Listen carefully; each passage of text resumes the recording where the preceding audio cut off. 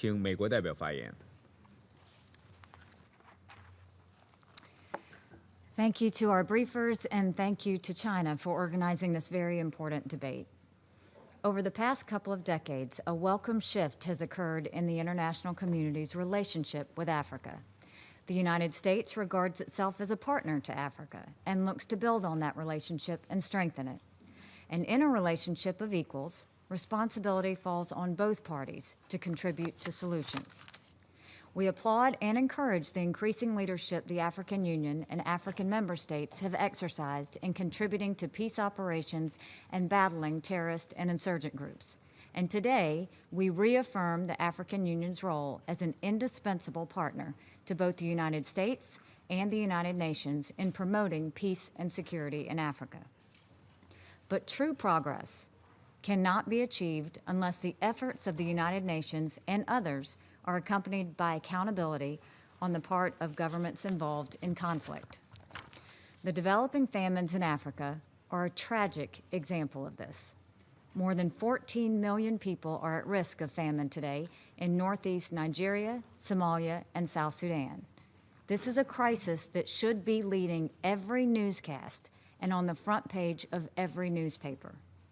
The United States will continue to lead in bringing together resources to overcome this crisis. On July 8th, we announced an additional $446 million in humanitarian assistance to suffering people from South Sudan, Nigeria, and Somalia, bringing the total for fiscal year 2017 to $1.4 billion. And we thank all the donors and communities hosting the displaced for their incredible generosity. But our ability to provide real relief is hampered by one inescapable fact. Armed conflict is the primary cause of food insecurity in South Sudan, Nigeria, and Somalia. Famine in Africa is an issue of peace and security. People are dying of hunger, not due to acts of God, but acts of man. It is the parties to these conflicts that bear direct responsibility. They are responsible for the lack of access to people in need of food, water, and health services.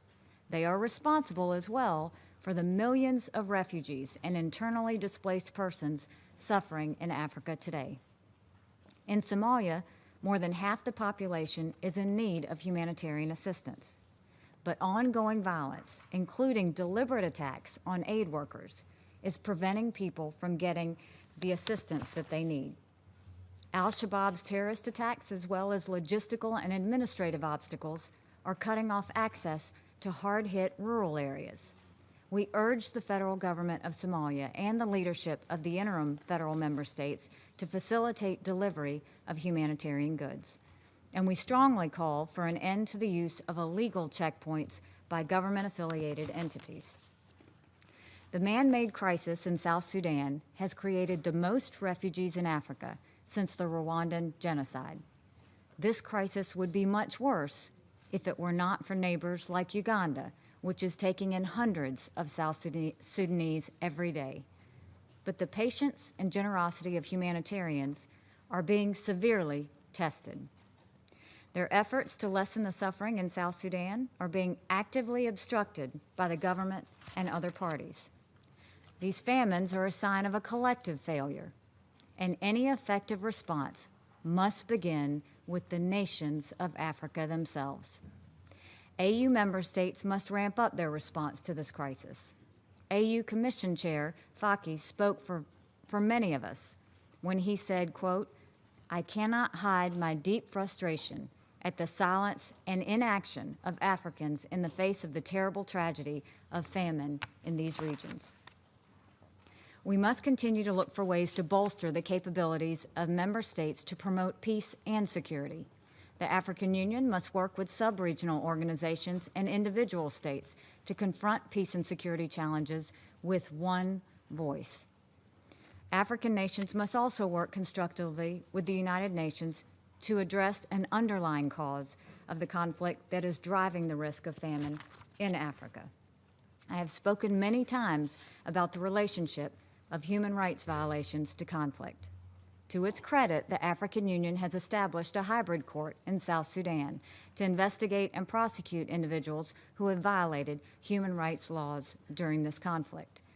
The establishment of this court and the message it will send is important and necessary if there is to be lasting peace in South Sudan. Still, the commitment to promoting human rights must precede conflict and take precedence over politics in order to secure peace and security. When the nations of the African group put forward a country like the Democratic Republic of Congo to be a member of the Human Rights Council, it does more than just weaken that body. It adds to the conflict that is causing so much suffering on that continent. This is a pivotal time for Human Rights Council.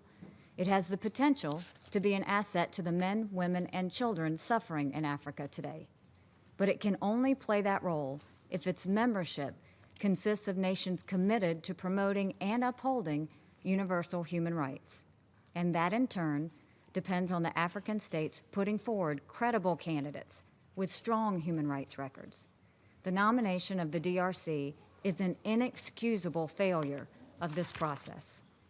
My hope is that we can all summon the political will and courage to change the trajectory of the ongoing political and humanitarian crises in Africa. Famine should not exist in 2017. Our duty is to hold those responsible